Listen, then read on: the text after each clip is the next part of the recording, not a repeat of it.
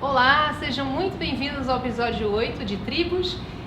Hoje dedicada à tribo dos designers. Eu não poderia estar no melhor local do que o showroom da Herman Miller aqui em São Paulo, um templo do design, e com a presença do meu amigo Luca Pagnotta, designer e arquiteto, e da coordenadora de marketing da marca, Marcela Del Guerra. O nome design surgiu durante a Era Moderna, apenas 3 séculos, mas a sua criação é datada desde a criação da humanidade. Suas técnicas e estética foram muito além dos objetos e da decoração. Influenciaram diretamente a arte, a arquitetura e até mesmo a nossa história. Na antiguidade, os egípcios foram uma das primeiras civilizações a utilizar elementos de design na arquitetura das pirâmides, em pinturas que imitavam os movimentos dos corpos, esculturas em ouro, móveis com formas rígidas e uso de linhas geométricas. A produção em massa e a mecanização do trabalho, causada pela Revolução Industrial, criou um apelo revolucionário, na produção artesanal, principalmente em mobiliários e na indústria têxtil, inaugurando a era do design moderno. No século XIX, entre 1880 e 1920, o inglês William Morris passou a defender uma arte feita pelo povo e para o povo. O ato de revalorizar o trabalho manual e recuperar o valor estético dos objetos produzidos para o uso cotidiano viram e transformaram os conceitos que conhecemos hoje como design. Esse movimento ligou-se ao revolucionário Art Nouveau, que revalorizou o sentido da beleza, com grandes lamparinas francesas, artigos de vidro e estampas arabescas ou ligadas à natureza. Depois veio a estética, que revolucionou o design moderno, com formas mais simples, linhas retas e um visual minimalista, isso nos anos 80 e com grande influência da escola alemã. E para falar sobre essas influências multiculturais, evolução do design ao longo do tempo e aplicação do design no dia a dia de nossas vidas, que eu convidei aqui o Luca e a Marcela. Como todo Tribos, eu gosto de começar pelo princípio. Então, Luca, gostaria muito de poder ouvir de você, se você pode dividir com os nossos ouvintes, como que foi a sua iniciação com a carreira do design. Eu sei que você é formado em administração, tem outras experiências, a formação em arquitetura também. Se você pode se apresentar e contar um pouquinho como foi o início de tudo. Bem, eu acho que eu sempre fui um designer no coração, desde pequeno. Mas eu sempre tive essa coisa de querer criar alguma coisa, de querer desenhar, de querer transformar a vida das pessoas. E na época, muito engraçado, eu pensei nos anos 80, eu falei, putz, eu acho que qual é a nova tecnologia, qual é o novo, o que a gente tem de novo acontecendo no mundo, e a computação foi uma coisa que me chamou a atenção na época. Então eu falei, putz, eu acho que eu consigo transformar a vida das pessoas, fazer design de computação. Então eu segui por esse caminho, fiz administração, na época com ênfase em análise de sistemas, computação com administração, e comecei a trabalhar em empresas internacionais, mas sempre tentando entender o que as pessoas queriam com o que o computador ou o que os sistemas poderiam fazer para essas pessoas. Em 96 eu tive a oportunidade de mudar para os Estados Unidos, na área que eu trabalhava, continuei trabalhando nessa área lá, até que a minha visão se abriu de uma forma, que eu falei, gente, eu realmente não posso mais continuar nisso, eu preciso dar vazão a essa vontade de fazer design.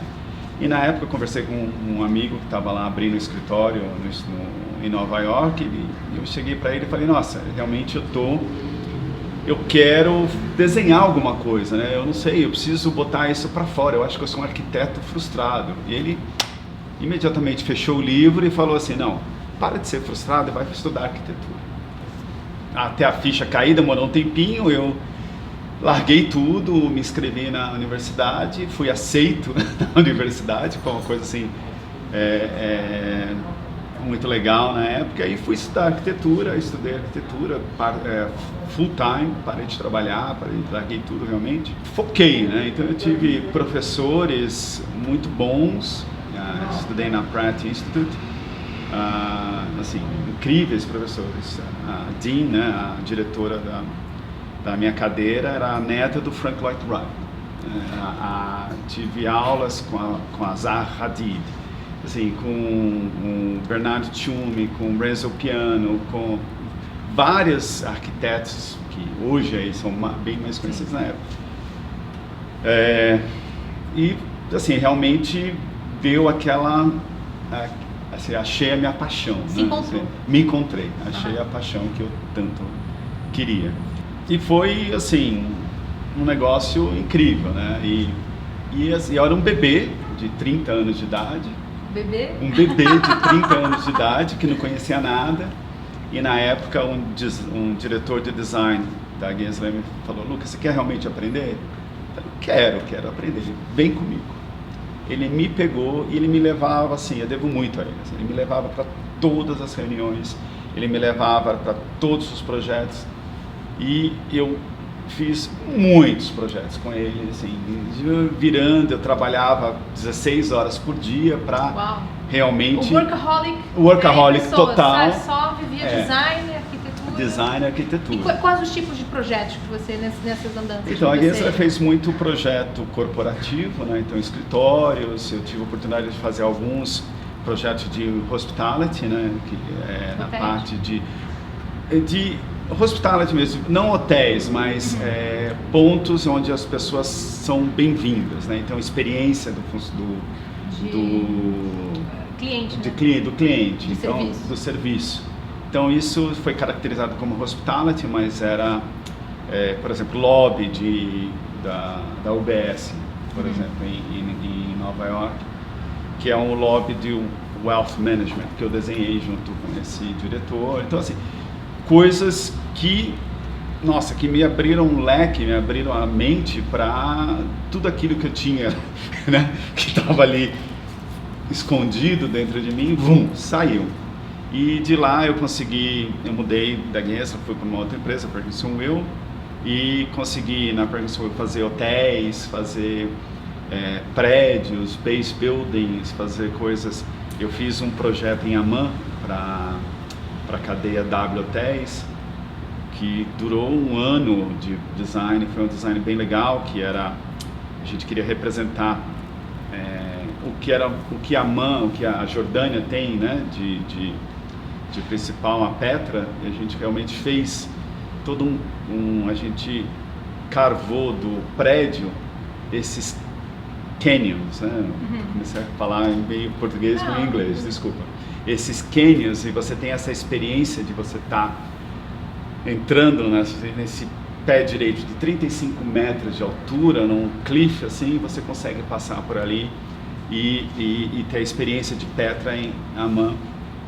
Então, assim, eu acho que tive uma carreira nos Estados Unidos assim, muito boa, né? E consegui fazer projetos em Jerusalém, em Dubai. Para.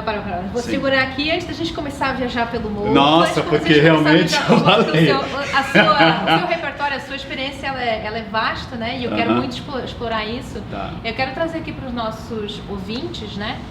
Um pouquinho, para quem não é familiarizado, quem não está tão dentro desse mundo, tão dentro do universo do design, queria dar um step back, né, dar uns passos atrás e explicar o que é o design, né? Qual o ponto de partida do design, o que faz uma pessoa fazer um investimento em uma cadeira diferenciada, um shape diferente, o que é o design, qual a razão de ser do design? Tá. Quem quer responder? Na visão da marca e na visão do criador. Vamos lá. Vai lá, Marcela. Bom, na visão da marca, o design, e isso está impresso na Herman Miller desde a existência da marca, há mais de 100 anos já, é atender a necessidade de uma sociedade, né? Então é estar atenta a todas as necessidades da sociedade e transformar isso em produto, em função, né? Para atender aquela sociedade. Então acho que isso está impresso em todos os produtos da Herman Miller e no DNA da Herman Miller desde sua criação. Assim. Para quem não conhece a Herman Miller, Marcelo, se você quiser fazer uma introdução, uma apresentação, fique à vontade. A Herman Miller é uma marca, como eu falei, de mais de 100 anos de história e a sede é em Michigan, nos Estados Unidos. E é uma marca muito conhecida, uma marca mundial, né, que está presente em vários países. E hoje é um grupo de 9 marcas, né, então é um grupo que tem desde de têxtil, né, uma marca têxtil como a Mahara, até a renomada Rei da Dinamarca, a DWR dos Estados Unidos. Então hoje é um grande pool, né, de design, né? Você tem ali um portfólio muito extenso e que atende a diferentes necessidades, né, de diferentes culturas e pessoas e consumidores, né? E aqui no Brasil a marca está presente desde a década de 60, aos poucos foi chegando através de distribuidores da marca. O grande business no Brasil sempre foi o mercado corporativo, né, as cadeiras de trabalho e mesas de trabalho e tudo mais. E aos poucos a gente foi chegando com mais do portfólio. Desde 2015 a marca se colocou mesmo, né, presente no Brasil. Com esse showroom. E aí a partir daí a gente trouxe a experiência da marca, a experiência Herman Miller para os consumidores poderem conhecer a marca como um todo, né? Não só com as cadeiras corporativas, claro, mas sentir o design da década de 50, como essa poltrona. Você está sentada num clássico, né? Num clássico do corporativo design. E também presente em muitas casas, né? Acho Sim. que esse é um modelo atemporal e que... Sim.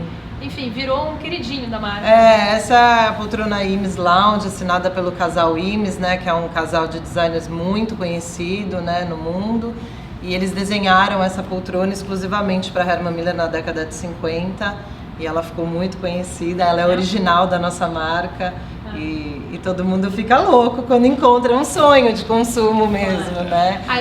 Eu vou querer chegar nessa parte. Como diferenciar o original da cópia, né? Isso é muito importante. Vamos falar sobre isso, sim. Aí a gente vai, vamos voltar aqui. O que é o design? O que é o design para o criador? Então, assim, é engraçado, né? Quando a gente começa a desenhar, a gente quer resolver um problema, né? Quer resolver um desafio, né? Uma situação que existe. E o desenho, ele tem que estar muito, eu vejo como design muito atrelado à função, né? Eu desenhar um espaço que não tem funcionalidade, que não tem uso, né? Porque se não tem funcionalidade, ele não vai ser usado, né? Ele precisa ser usado, porque a gente está desenhando para, se você voltar no antigo mesmo, né, que você falou na Renascença, assim, o design foi feito pensado no homem, né, e vários designers, vários arquitetos, né, Vitruvius, Le Corbusier, e aí a gente começa a descascar, né, a teoria da arquitetura. Eles usaram, o Le Corbusier usou módulos, né, que é a figura humana, e achou que ali as coisas tinham que estar todas em volta daquilo. Le Corbusier usou o homem de Vitruvius lá. Então, desculpa, Le Corbusier não, Leonardo da Vinci usou o homem de Vitruvius, okay, que é aquela figura, sim, né, que tudo se voltava, estava ao redor do homem. Então, o que eu vejo, a minha visão é que o design ele tem que ser feito para o homem usar. Se a pessoa consegue usar aquele espaço, né, o design está bem feito. E a gente sempre tenta fazer com que a pessoa use aquele espaço da melhor forma possível, com uma estética, né? A estética é muito importante. Então, se você pensar né, através das disciplinas, culinária, por exemplo. Culinária, você pode fazer um prato maravilhoso, mas se a estética do prato não estiver legal, você olha para aquilo e vai, nossa, tá delicioso, mas assim, você também, come com os olhos, como Claro. você também usa o espaço com os olhos. Então o design, eu vejo muito disso, de ter estético e funcional ao mesmo tempo e, o melhor de tudo, útil. Útil, claro. Útil. Eu gosto realmente, essa é a definição favorita que eu acho que é realmente um ponto de partida, né? Primeiro é resolução de problema. E o design, ele pode ser aplicado também a várias outras questões, não é só questão de móveis ou de casa, né? Sim. Você tem design de serviço, você pode aplicar o design à experiência de Sim, usuário. sim. Eu tive o primeiro contato com essa questão de estudar, começar a estudar um pouco mais o design, quando eu desenvolvi há 2 anos atrás um aplicativo. E aí, quando eu não entendia nada, né, de tecnologia, de ponto de partida, fui fazer um curso de UX, né, usabilidade. E aí o UX na tecnologia me levou a estudar, enfim, en passant, pelos princípios básicos do design thinking e tudo mais. E me apaixonei e fui descobrir que, na realidade, que na hospitalidade, eu já fazia isso há muito tempo. Quando eu comecei lá, no princípio, a minha carreira na hotelaria, a hotelaria de luxo, principalmente, ela trabalha muito essa questão do design, da hospitalidade. E a hospitalidade aplicada ao serviço, né? Sim. Então, por isso eu tenho também um carinho muito especial para esse episódio de hoje, porque é um tema realmente enfim, já trabalhava os princípios e sem saber, né? Então, nada como estudar e ir mais a fundo nas questões. Mas voltando aqui, um pouquinho onde a gente tinha parado, Marcela, a questão dos desafios, né?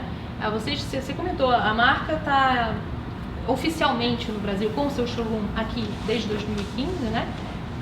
Aqui com diferentes linhas, né? Corporativo, residencial. Né?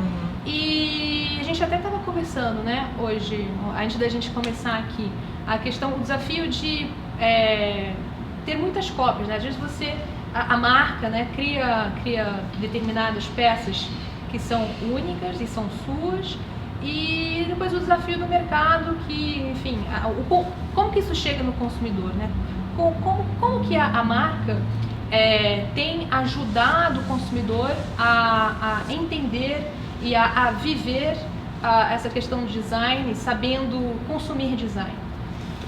Carla, muito legal essa pergunta. A gente sempre quer falar sobre isso, na verdade, porque a Herman Miller, ela tem justamente essa preocupação. Então, desde sempre, a gente sempre convidou designers de fora, né, para contribuir para a marca, né? Isso está no DNA da empresa e desde sempre a gente quer saber qual é a visão desses designers ao redor do mundo para imprimir a cultura deles e a visão deles em cada um dos projetos, né?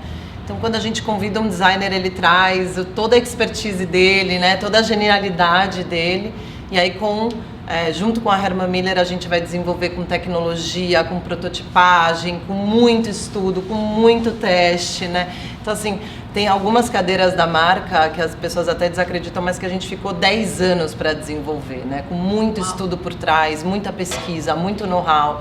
Então, assim, é muito investimento, né, em cada um dos produtos para que ele seja colocado para o mercado, né? Então é por isso que a gente também fala muito sobre durabilidade, qualidade, a gente tem certeza do que a gente está vendendo, né?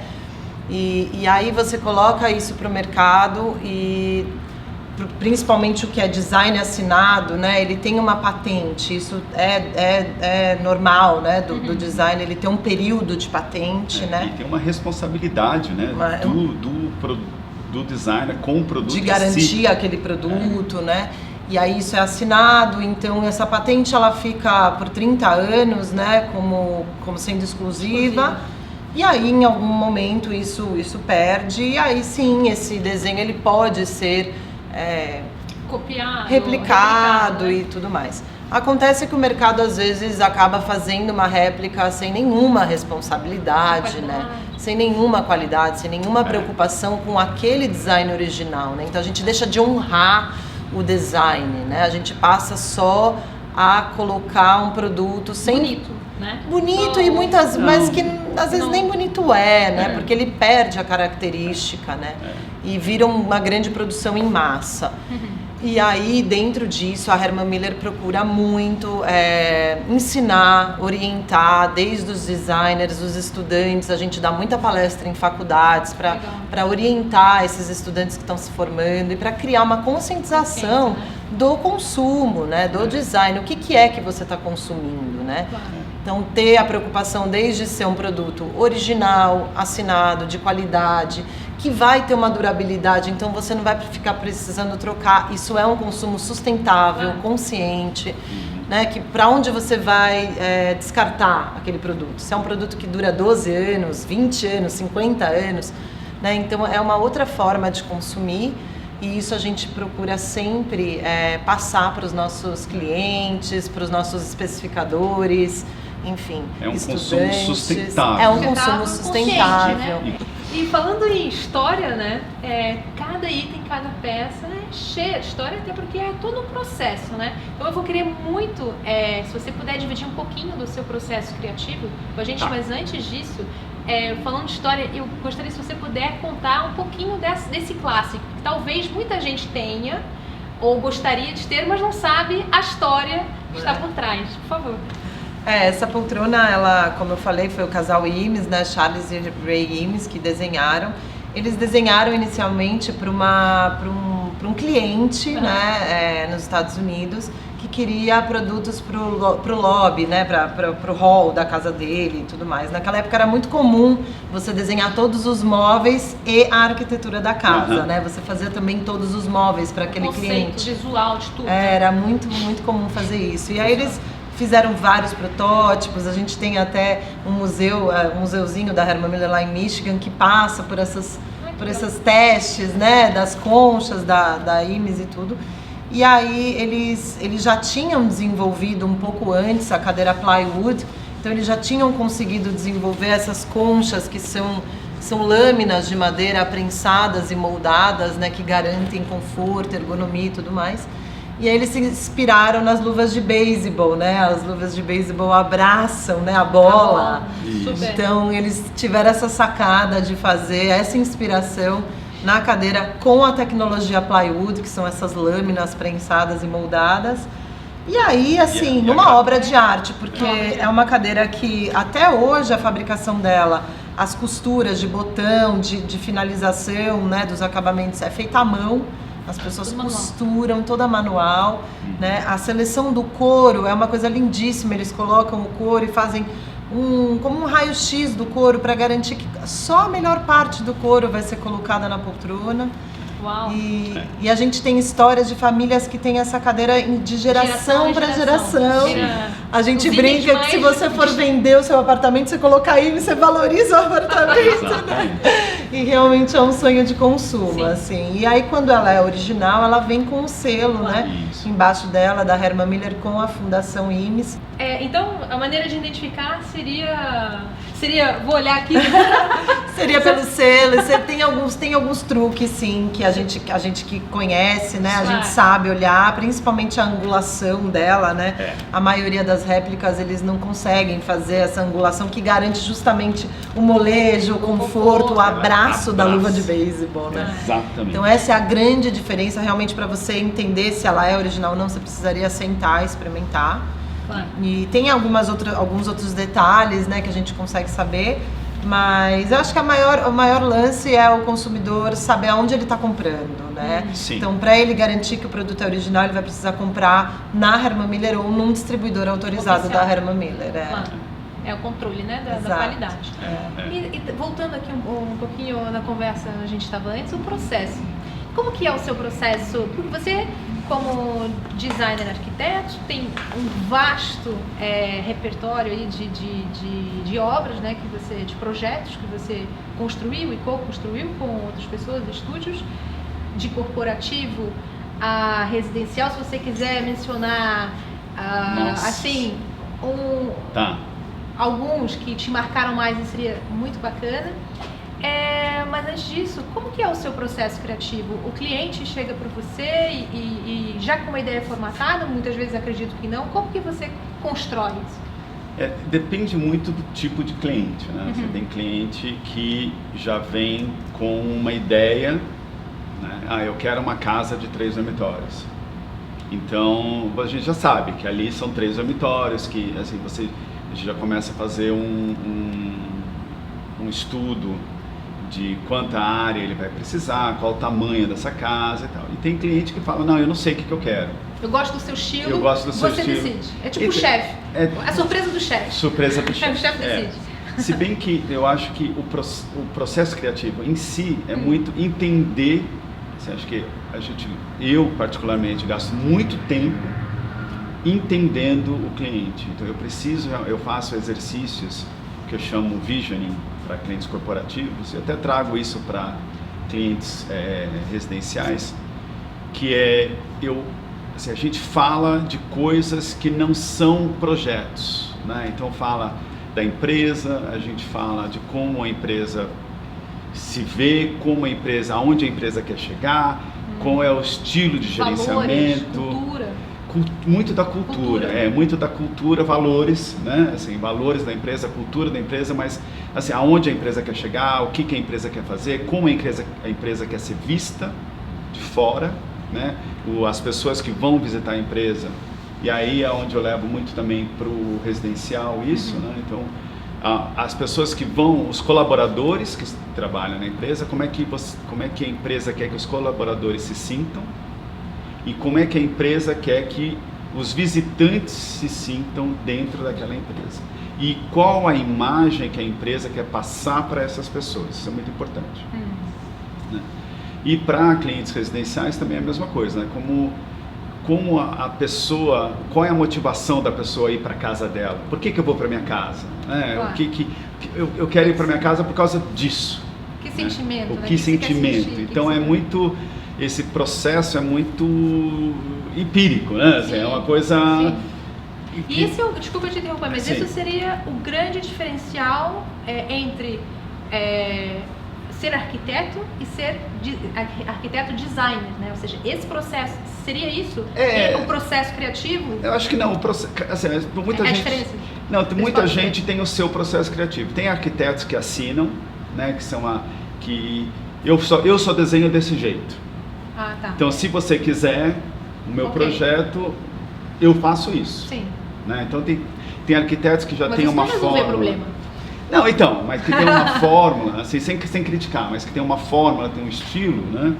E que fazem sempre desse jeito. E a minha pegada, o meu jeito de trabalhar não é assim. Eu gosto muito de entender o cliente e, assim, a casa... O escritório é do cliente, né? Assim, eu vou fazer uma parede verde enquanto ele odeia verde, eu não vou fazer, né? Claro. Assim, eu vou fazer uma coisa que ele goste. Então, é muito disso, de quando você está dentro da casa da pessoa, a pessoa tem que ter as memórias dela dentro dessa casa. Então, tem que ter um lugar que você consiga ver isso, né? Que essas coisas têm que fazer parte do design. Se uma pessoa tem uma coleção de óculos, né? Então, como é que o óculos ele entra no design? Então, isso é muita coisa que eu vejo muito quando eu estou desenhando, né? Como é que a vida da pessoa entra dentro do espaço onde a pessoa vive. Eu acho isso muito legal e esse processo do Luca, ele ajuda muito nós enquanto marca, né? Porque quando a gente vai trabalhar em parceria, quando ele traz pra gente essa visão da empresa, em como a empresa se comporta e qual é a necessidade real da empresa, é muito mais fácil da gente especificar os produtos, né? Sim. E eles realmente serem usados, porque isso que você está comentando, muitas vezes o arquiteto às vezes vai fazer um projeto incrível, mas que não vai imprimir a personalidade, a real missão, visão, valores e usabilidade daquela empresa, né? E aí fica aqueles espaços vazios, Sim. né? Lindíssimos, mas e que às vezes tem aquele espaço colaborativo incrível, e aí a pessoa quando vai usar, o diretor passa e dá aquela olhada feia, né? Exatamente. E aí, assim, qual é o ponto, né? Então eu acho isso incrível, assim, realmente é muito importante. A gente tem um nome, né? Assim, tem change management, né? Que é a mudança do gerenciamento, do comportamento do gerenciamento. Então, nessa fase inicial, eu geralmente, às vezes, eu passo com todos os diretores da empresa, por exemplo, com o casal, com os filhos. Eu faço esse exercício com as pessoas no espaço das pessoas. Entendi. Porque aí eu consigo que as pessoas comprem a ideia que elas mesmas estão colocando empatia, à frente. Né? É a primeira etapa, né, do design. Entender, né, o que a pessoa, o estilo de vida e tudo mais. Porque muitas vezes a pessoa fala, putz, eu preciso cliente corporativo, né? Às vezes é o rapaz que trabalha em facilities que vai fazer o projeto. E, assim, às vezes na linha de comando, as informações são perdidas, né? Então é tudo bom. Tem que estar alinhado. Bom, exatamente. É bom ter um alinhamento geral das pessoas. Isso, né? Para que, assim, você não perca tempo com design que você não vai usar. Claro. Né? E você consiga desenhar para que a pessoa tenha uma mudança da empresa, uma mudança comportamental da empresa, que é muito importante. E para trazer um pouquinho de elementos aqui, de nomes conhecidos no mercado brasileiro, aqueles escritórios super bacanas que todo mundo sonha em trabalhar um dia com mesa de ping-pong, que você deita, tá trabalhando, tá deitando. Alguns deles foi o Luca que desenhou, sim, né? Sim. Entre eles. Não posso falar os nomes. Entre eles, bom, não posso falar os nomes. Sério? Caramba! Sério. Não, achei que você não podia mostrar. A gente é louco para mostrar os produtos dentro das empresas e a gente não pode deles também. Eu não posso. Tá, então eu vou reformular essa parte. Vamos lá. Então, sabe aqueles estúdios, aqueles escritórios maravilhosos que todo mundo sonhou em trabalhar um dia com mesa de ping-pong, com aquelas cadeiras fantásticas, confortáveis que você não quer ir para casa, né? Que te abraçam com uma luva de beisebol. Aqueles mesmos de marcas muito conhecidas que a gente não pode falar o nome, alguns deles, o Luca foi quem assinou o projeto, juntamente com a Herman Miller, colocando aí as peças estratégicas e funcionais e para manter as equipes mais felizes, né? E orgulhosas dos seus lugares de trabalho. Sim. Então, enfim, um dia a gente vai chegar lá, Eu acho legal isso que você falou, Carla, aproveitando o gancho, assim, quando você fala das pessoas, das equipes mais felizes, né? Realmente, assim, é totalmente comprovado que o design e a preocupação com os espaços, né? Elas geram bem-estar, né? A Herman Miller tem várias pesquisas que a gente consegue fazer um antes e depois, né? Um antes de como era a empresa e como estava acontecendo, e depois quando a gente aplica um trabalho de processo como o do Luca, com um mobiliário certo, com o quanto que a gente consegue melhorar em taxas de bem-estar, de sensações positivas, né? De produtividade, e até assim os funcionários passam a falar, eu gostaria mesmo de continuar nessa empresa, eu gosto de trabalhar aqui, eu me sinto bem. Né, os elementos de biofilia, né, que são tão importantes hoje em dia, a luminosidade, o conjunto todo hoje é muito importante para o bem-estar das pessoas, o conforto, né, tudo isso são elementos essenciais, que antes eu acho que não tinha tanto essa preocupação. Hoje em dia o ser humano é o centro da coisa, né? Eu tive clientes que assim, depois que eles mudaram, depois que o escritório foi feito com design, que não, eu queria abrir um parênteses, que não necessariamente é um escritório mais caro, tá? Não é assim, o design... E tem essa... Tem. Enfim, essa ideia, né? Essa ideia. Design é caro. Então, e não é mito. É mito. É mito. Design é a peça certa para o uso correto, para o uso certo. Né? Assim, eu tenho clientes que me falaram depois, pô, Luca, as pessoas começaram a se vestir melhor para vir para o escritório. O impacto, né? O impacto isso vai gerar muito positivo. Mudança de comportamento. E agora, com o home office, acredito que vocês devem também estar... isso deve estar se refletindo também, porque acredito eu, estou eu aqui viajando, impactando nas vendas. Talvez pessoas tenham mais interesse em ter uma cadeira mais confortável. Sim. Talvez. Isso é um momento muito positivo para a marca, assim, justamente porque a pessoa entendeu que é necessário. Né? Não é mais assim, comprar um produto Herman Miller, ele é um produto, é um investimento, né? É um produto um pouco mais caro do mercado, mas é um produto de muita qualidade, que você vai ter um conforto, uma ergonomia muito grande. E aí a pessoa no home office, ela entendeu isso, né? Ela entendeu que é necessário, né? E a família pode usar e todos vão se beneficiar. E assim, você não vai ter, talvez que ir na acupuntura, né? Para resolver aquela dor, porque você investiu numa boa cadeira, é preventivo, esse é um ponto saúde. muito importante, esse é um ponto muito importante. Eu, mesmo lá nos Estados Unidos, quando eu trabalhava lá, ou nos outros lugares do mundo que eu trabalhei, assim, a Herman Miller, eu sempre sabia que eles tinham ergonometria, assim, o design perfeito, os atributos, né? Os atributos perfeitos para aquele uso, né? Então você sabe que a pessoa, ela vai sentar, assim, hoje as pessoas no escritório, por exemplo, as pessoas passam 8 horas no mínimo sentadas ali naquela cadeira, né? Se ela não está sentada numa cadeira que vai dar um suporte lombar, que vai dar ajuste. Assim, uma pessoa, um funcionário, você pode ter um funcionário de 1,5 m, pode ter um funcionário de 1,80 m. Né? Como é que essa pessoa, ela se ajusta no espaço de trabalho dela para ela não ter problema, né, de tendinite, problema nas costas, lombar e tal. Então, tudo isso, a parte de saúde, né, dos funcionários, se o funcionário está bem, ele não vai faltar de trabalho.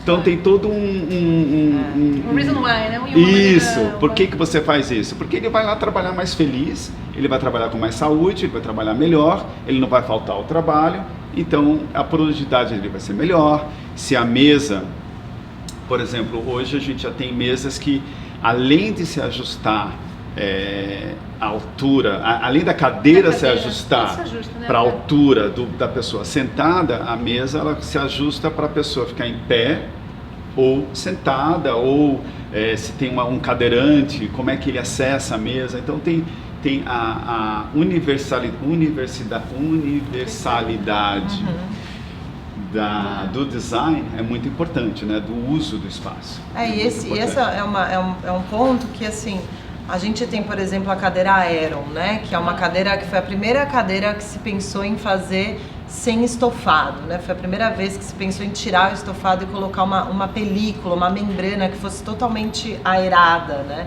E que não retesse calor. E essa cadeira acabou virando um grande ícone da marca, né? Desde 94, quando ela foi lançada. E hoje, falando assim, ela atende globalmente, né? Então imagina um produto que a mesma pessoa lá na China usa aqui no Brasil e os dois sentem o mesmo conforto, né? Então é um produto que atende o mundo todo e todo mundo sente conforto. Então eu acho isso fantástico da marca, né? Porque você consegue desenvolver vários produtos que atendem diferentes culturas, diferentes necessidades, diferentes olhares. Porque a base é a mesma. A base é a mesma, é a preocupação. Então, exatamente. Onde você está no mundo. Isso é muito legal do design. E para chegar nisso, anos e anos e anos e anos de pesquisa que foram feitos, assim, protótipos, etc. Então é muito, às vezes eu falando de novo do processo criativo do design, às vezes eu vejo designers que querem reinventar a roda, né? Assim, não precisa, né? Assim, a roda já está lá, ela é redonda, acho que o papel do design é saber que a roda existe, o melhor uso da roda para aquele lugar.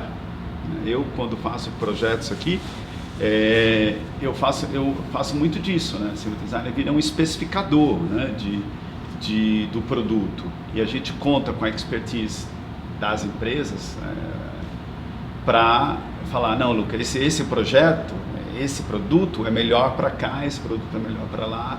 Então a gente consegue colocar, não precisa redesenhar, né? Não precisa reinventar, você usa o que já está feito de boa qualidade.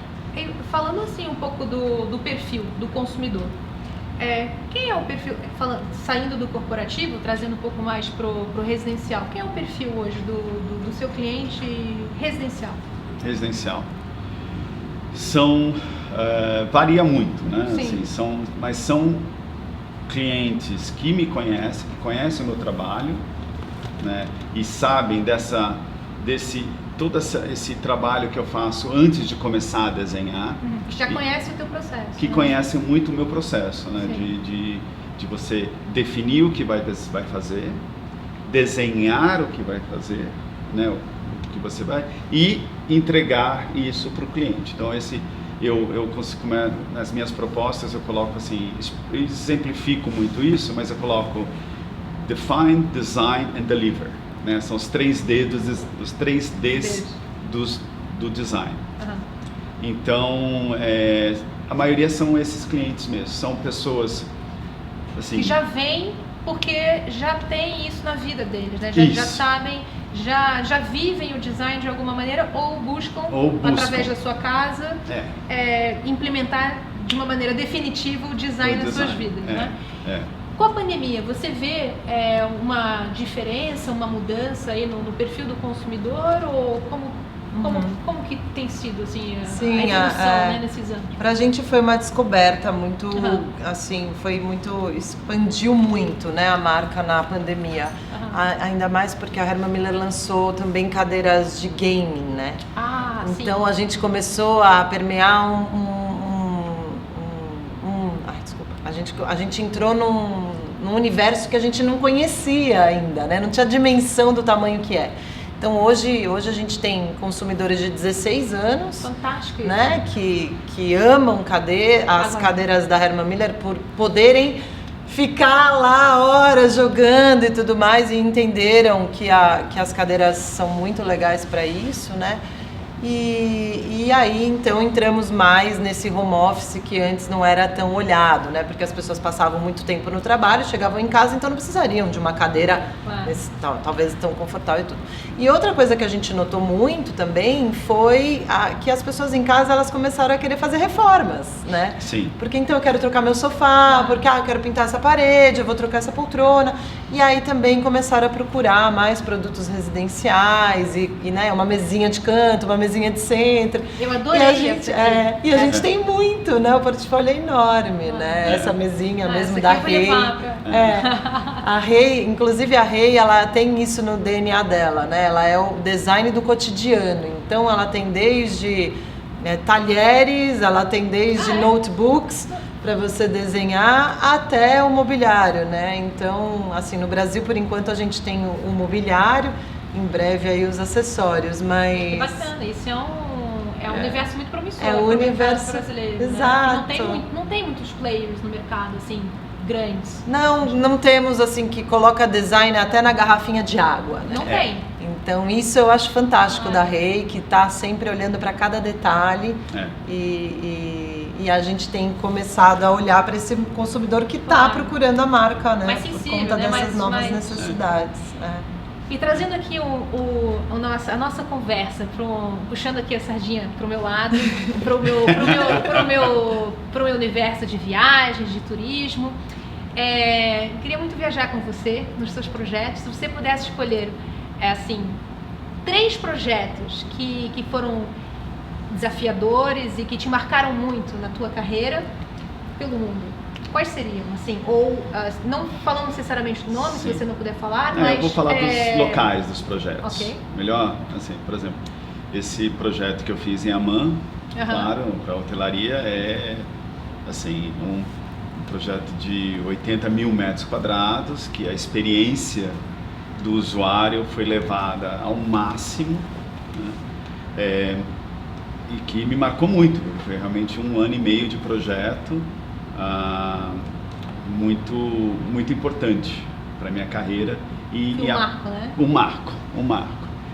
E coincidentemente outro projeto no Oriente Médio, né, em Jerusalém, nesse caso foi um escritório bem pequeno e que eu pude ter contato com a cultura, né, do cliente lá próximo, né, uma cultura que para mim era diferente e que realmente, nossa, me deu uma visão assim, gente do céu, né, o que é o mundo, né, o que acontece. Mas e nesse caso específico, você trabalhou tipo elementos da cultura, trouxe isso para dentro do projeto? Isso foi um escritório pequeno, e realmente consegui trazer alguns elementos de lá para dentro do escritório sem ser uma coisa cartunista, né? Fazer uma coisa mais clean, ou acho que clean não é a melhor palavra, mas uma coisa mais atemporal, com os elementos dele. E recentemente aqui no Rio de Janeiro, um outro projeto muito legal que aconteceu um pouco antes da pandemia e um projeto para uma startup que desenvolve games para ciclistas.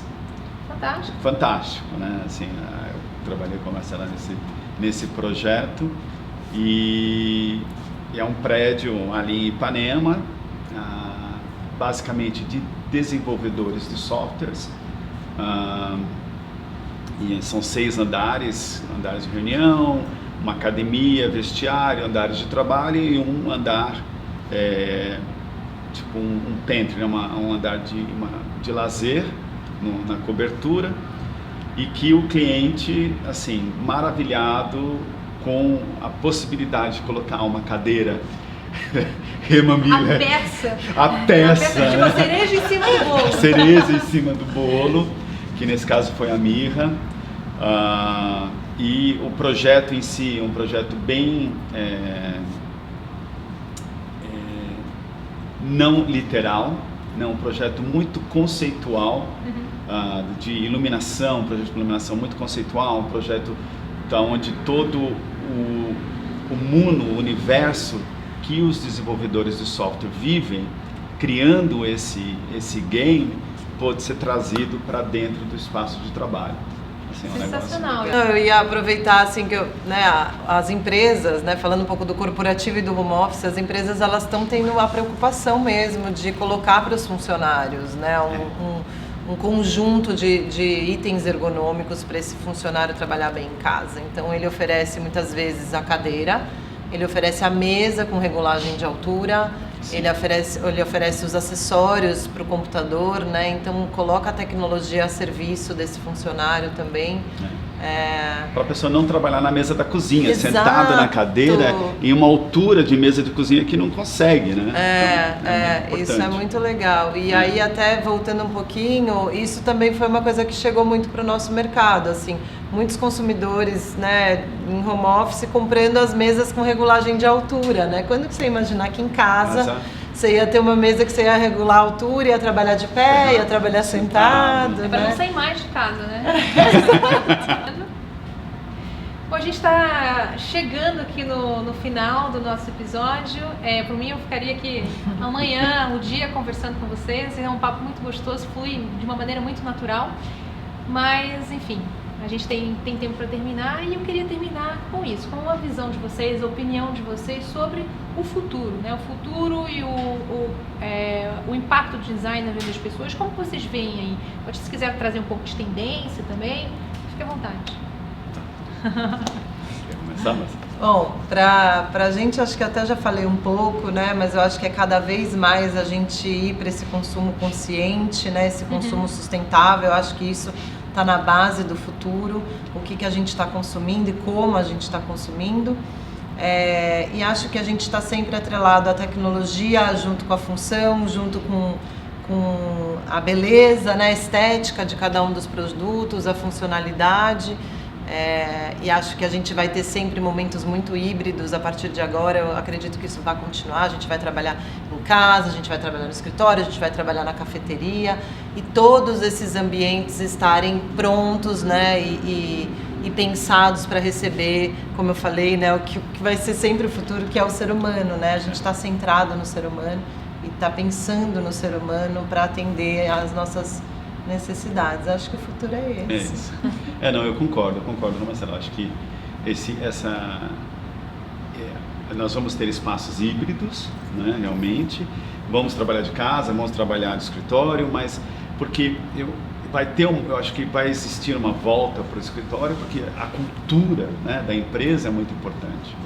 Então, para você, e nós somos seres sociáveis, né? Então a gente precisa socializar e experimentar as culturas, né? Então acho que a gente vai precisar voltar para o escritório para experimentar a cultura do escritório e a cultura da empresa e se sentir conectado, se sentir pertencente. Parte, né? Exatamente. De uma tribo. Com certeza. Se sentir que você pertence àquele espaço. Como os espaços de casa, né, tiveram as pessoas olharam de novo para casa, olharam para ver se elas estão bem em casa ou não, né? Eu acho que o movimento que tivemos no ano passado, eu estou bem aqui, eu estou trabalhando bem, eu estou aqui, né? Esse espaço faz bem para mim. Eu acho que teve muito desses questionamentos, né? Que as pessoas, de uma forma ou de outra, tentaram remediar, né?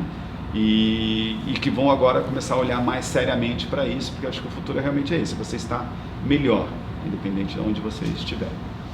Muito bom. Eu vou encerrar também aqui com um breve apanhado, assim, design, que a gente pode resumir aqui para os nossos ouvintes.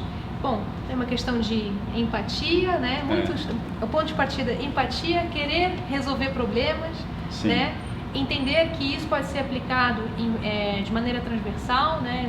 Em vários... Você pode viver isso de diferentes formas, seja no serviço, seja em experiência de usuário online ou offline, Sim, sim. né? Nos seus escritórios, nas suas casas. Design é mito, que é algo acessível para poucos. Sim, você tem diferentes linhas, né? Diferentes propostas, mas é possível sim ter acesso a um design, porque a verdadeira essência do design, como é que é? É o produto e o serviço certo para a pessoa certa, na hora certa? Não, a hora certa já é a parte comercial, tá bom? Isso é o que a gente de marketing faz, né? Mas é o serviço certo, com o uso certo. Isso. E é isso, então foi muito bom, uma vez mais, muito obrigada, Marcela, por abrir aqui as portas do showroom antes da abertura oficial pós-pandemia, então estou me sentindo duplamente privilegiada. Muito bom poder fazer a primeira edição gravada do Tribos aqui no showroom da Herman Miller em São Paulo. Muito obrigada, Lucas, pelo seu tempo e generosidade em dividir um pouquinho da sua história e conhecimento. E muito obrigada a você, ouvinte. Agora sim eu posso falar obrigada pela audiência e nos vemos numa próxima edição. Obrigada, tchau, tchau. Tipo, com os olhos